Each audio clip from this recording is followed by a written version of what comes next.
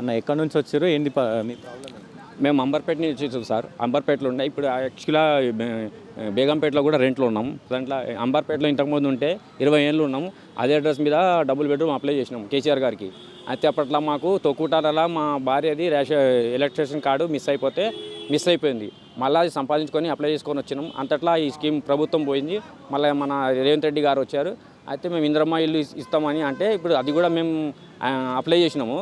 కాకపోతే మాకు ఒక ఇంటానికి ఇల్లు లేదు, రెంట్లో ఉంటాం. నాకు 2 పిల్లలు, ఒక పాప ఒక బాబు.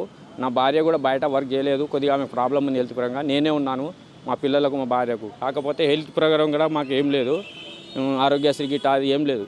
ఇప్పుడు రెంట్ కట్టలేక మేము 20,000 జీతంలా నేను పిల్లలకు మా భార్యకు పోషించుకోవాలి. మాకు ఇబ్బంది అవుతుంది, మాకు ఏం లేదు. మేము అప్లై చేసినాం ప్రజావాణిలో, పింఛన్ కూడా అప్లై చేసినాం. అది ఇంకా స్కీమ్ లేదని అంటున్నారు. ఇందిరమ్మ ఇల్లు గురించి తీసుకున్నారు ఫాము, అది కూడా ఉంది. మళ్ళీ డబుల్ బెడ్రూమ్ కూడా అప్లై చేసి అన్ని ఫామ్లు తీసుకున్నారు. కాకపోతే మాకు రేవంత్ రెడ్డి గారి మీద చాలా నమ్మకం ఉంది. ఏమంటారు లోపల?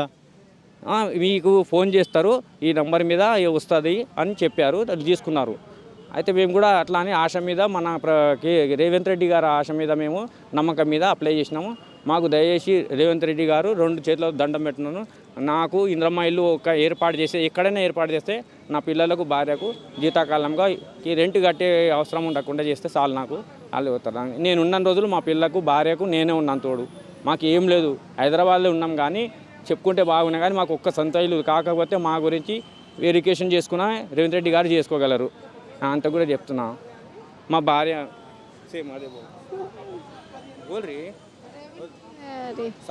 సార్. మాకు ఇల్లు లేదు, ఇంద్రం ఇల్లు ఇస్తే బాగుంటుంది.